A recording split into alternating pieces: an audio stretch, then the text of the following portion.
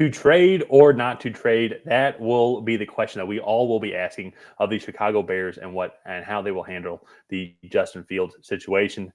With them controlling the #1 overall pick, again, thanks to Frank Wright and the abysmal 2023 Carolina Panthers season. This will be the question that we will be asking to the Chicago Bears, and we'll be asking each other over the next couple of weeks. So be sure to like, subscribe, and ring the bell and hear our takes on what we think the Bears should do, which teams they could potentially trade up for them and why, and what it would take. We'll be making all those videos over the next upcoming weeks.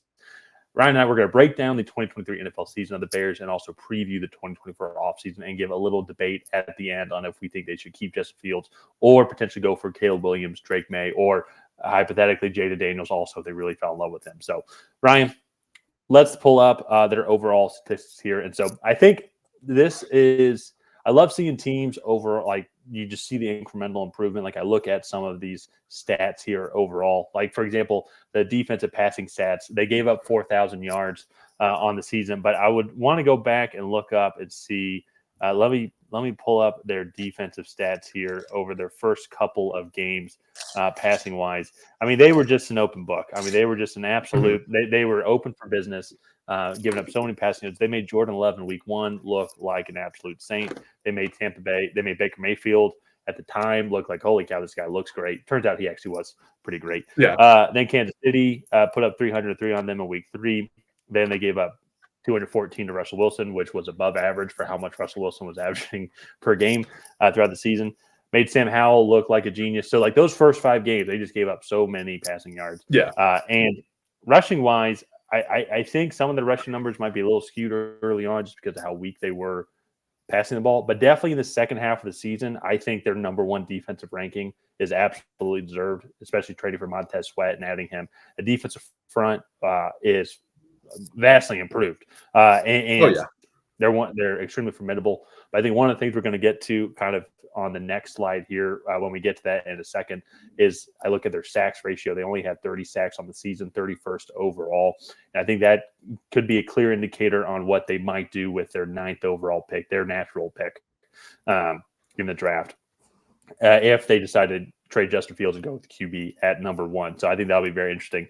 But when I look at the offensive side of the ball, once again, they were one of the top running teams, which is not anything too unexpected. But I think the thing that impresses me the most here, Justin Fields, he only missed 4 games on the season, so he probably could have helped that overall stat up. But even Khalil Herbert, he missed 5 games on the season. He had over 600 rushing yards. Deontay Foreman had over 400, played in 9 games. Roshan Johnson played in 15, had over 350. So it was an overall solid running back by committee performance. They had over 1,400, 1,500 rushing yards from non-QBs, which I think is extremely impressive. Unlike when we've seen, just for example, in the past, when the Bills have been the #1 rushing team, it's because Josh Allen, like, the passing play breaks down and Josh Allen just goes and runs for 10, 15 yards. And that was like the best way to run the ball. I think this is an indication of just the overall talent they have in the running back room, how good Justin Fields is, but also the overall improvement of the offensive line. So I kind of want to throw it over to you here. I know I've been talking a lot during this beginning of this video, but want to get your overall thoughts, anything you agreed with or disagreed with on what I said. I mean, I probably won't comment too much on the stats because you covered that. But one of the things, too, that I will say is, like, I think you see the stats like 50 sacks, which is 26. They had some struggles along the offensive side of the ball, on the offensive line, especially like when Tyson Bagent was playing. They were giving up multiple sacks a game. And I don't think that is really an accurate description of how good this offensive line was playing at the end, especially when Justin Fields was playing and was able to scramble at the end of the year. Is this offensive line was really in sync and playing really, really well. So that was one thing that I feel like the stats might be against. I do think they still made some young team turnovers, just like kind of some stupid mistakes that you shouldn't see, like top tier teams, top competing teams making. And then, sacks getting after once when Montez Sweat came in, I do feel like their pass rush got a lot better. But I do think adding another guy on the other side of him is going to be probably a top priority this offseason. So speaking of the offseason, let's go ahead and just kind of get into our next slide here. So the Bears, they do have $62 million in cap, which I believe is in the top 10.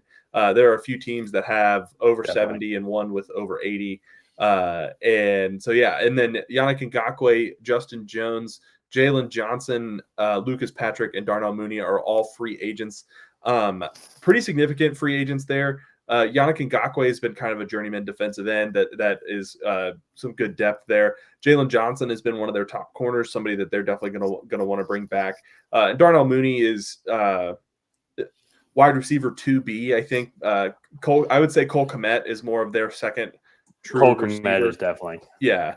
But he is a tight end. That's why I kind of say 2B, because I think Darnell Mooney is their second receiver, but not in targets. To me, I included Darnell Mooney more just as an indicator. Like if I go and pull up his stats here, like I think he's a fine receiver, but like he was never going to be your number one guy. And if I go and look at his overall receiving stats on the season here, let me see. I think. Sorry, I'm struggling with the screen here. He only had 414 receiving yards on the season, only 31 catches. He got targeted. For every 2 targets, he only got 1 catch, only had 1 touchdown on the season. I just included him up here because he was technically the number 2 receiver. And I think that, to me, is an indicator kind of leading into what are some of the things I think that they might go and do in the draft and in the offseason. If they want to stick with Justin Fields as quarterback, they're going to trade back that number 1. And I think try and stick within the top 3 or 4 so they can get Marvin Harrison Jr., add that legit number 2. And I think with that 9th pick overall that you see here, they're Chicago Bears official pick.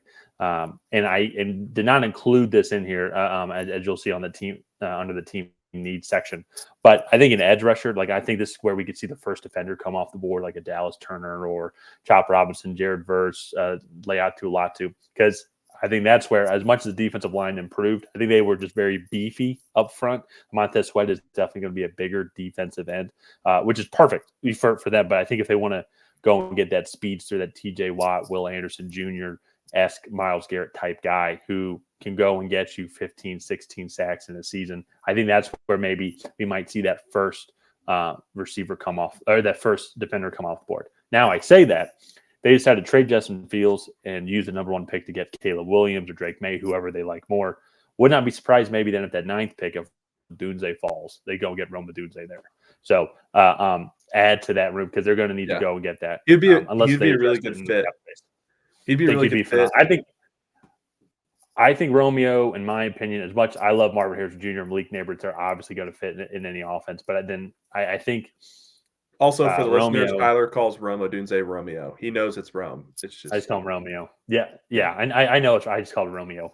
So, but I think he would fit in any. I think his floor would be would it safe to say like a Michael Pittman.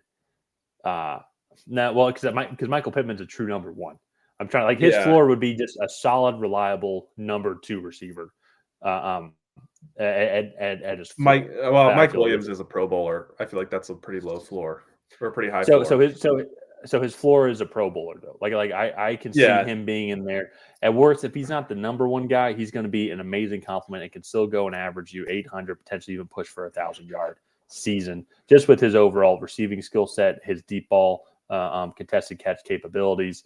He's got the speed as well to create his own separation. So at worst, he is going to be a solid number 2 for you, if not even projected up to high ceiling. I think could be a Pro Bowler every single year and potential future Hall of Famer. Just because of his ability to separate and create with his great route running ability.